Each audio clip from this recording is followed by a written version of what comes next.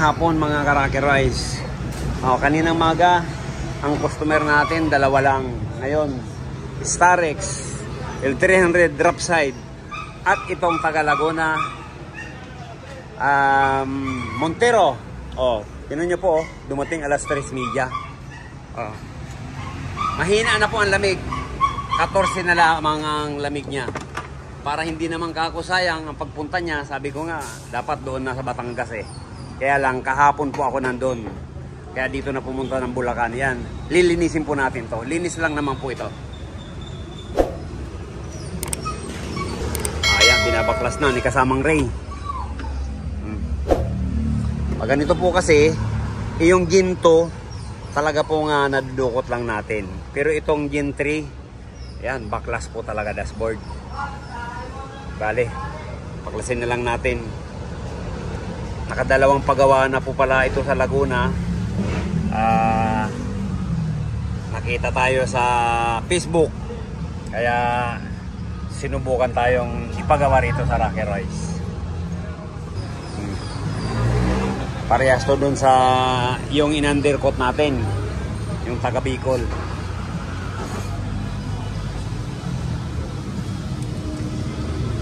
Pag ganito kasi nagsasago-sago na po yung evaporator, talagang kailangan na pong linisin.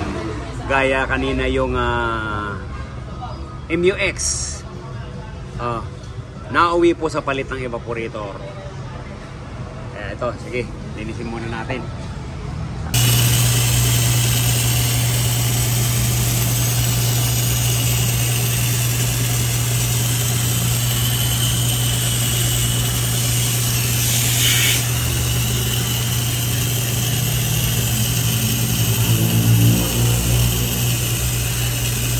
Nag-uunido ba yung kanina?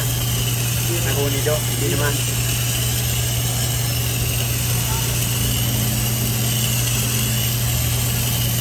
Ang Montero, naibaba na po natin yung evaporator niya.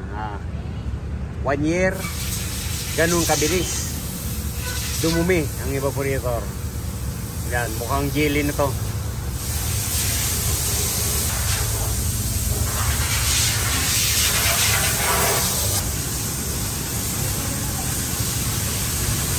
Ginawa rin po tayong drop side. Mayroon po tayong binibintang ganito. Ayan. Ayos na yung ganito natin. Ayan, for sale ko na po ito. Diba?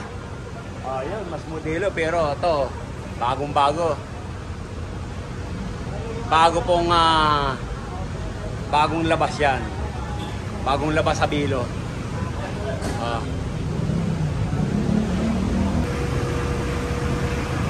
Ayan, pinalitan po pala natin yung condenser. Kasi may butas na, yan. Nagpalit na tayo. Yan na po yan.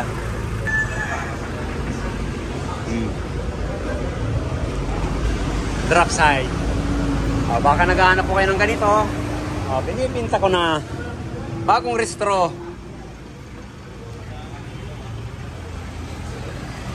Pasado doon sa Santa Clara.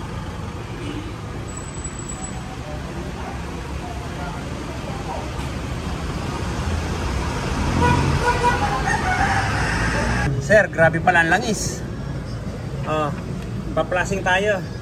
Plasing natin to. Sir, yung jelly Isa po to sa kinakahina ng lamig. Ayan. Kaya masama rin po yung sobra. Kailangan ng paglagay natin mga 30 ml lang. Kasi mapupunta lang po yan sa evaporator. Dito, susunod sa filter. Ayan, magbabara yan. Siyempre, pag nandito na sa evaporator, yun, yung mahina na ang lamig niyan. Kaya yan, linisin natin.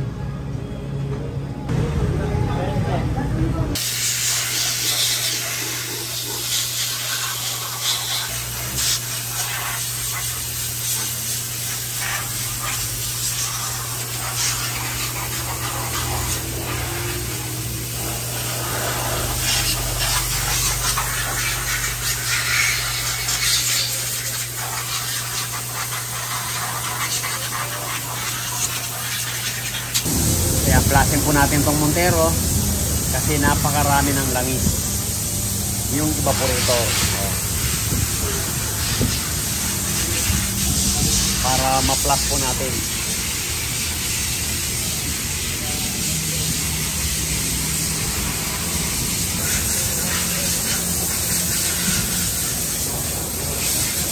Pero kala mo mantika. Yan po yung langis.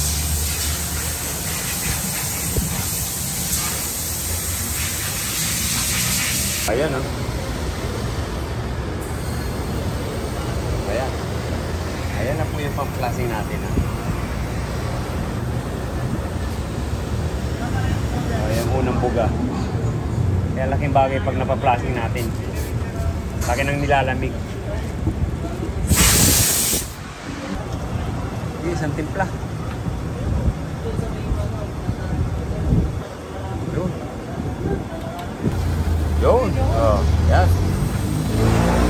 Tatlong buga lang. Yan, tuyuin na lang natin. Yan, kasi muna. Okay.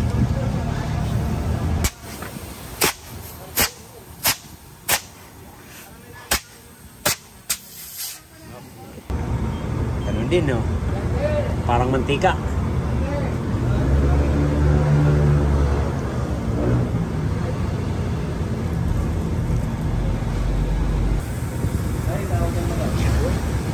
Ayaw. Oh, dito sa likod, yes, dalawang pasada ng tayo. Sige, sige, sige, tayo. Yung expansion valve po, puno din ng langis yan. Hinangina lang natin ng nitrogen. Hindi natin pinalitan. Ganon din yung sa uli. Kakarga na po tayo.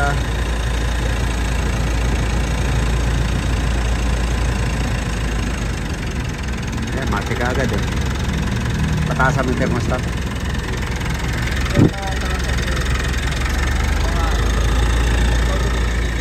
Mga 20 lang, 20. Ha? 20 na?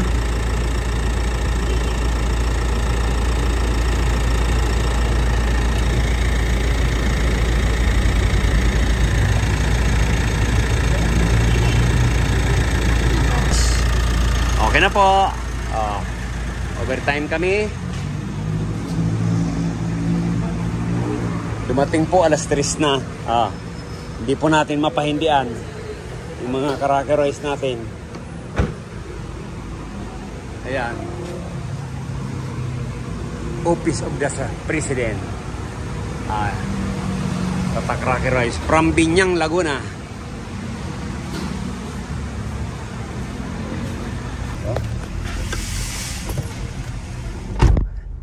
Masakit na sa balat, sir. Damdam na. Sa kilaking bagay po talaga pag na pa-flashing.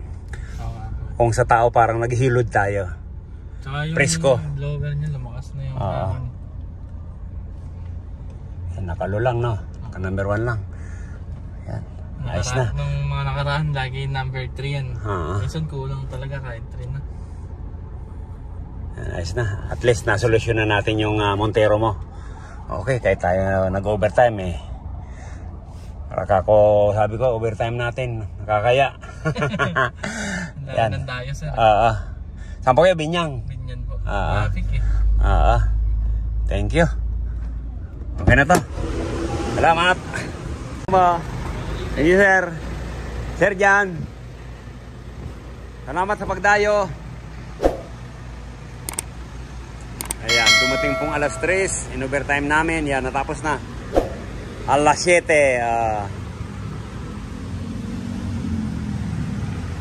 Buti na lang, di pa pagod yung mga bata. Thank you, maraming salamat. Yan, God bless you all. Ingat po sa biyahe.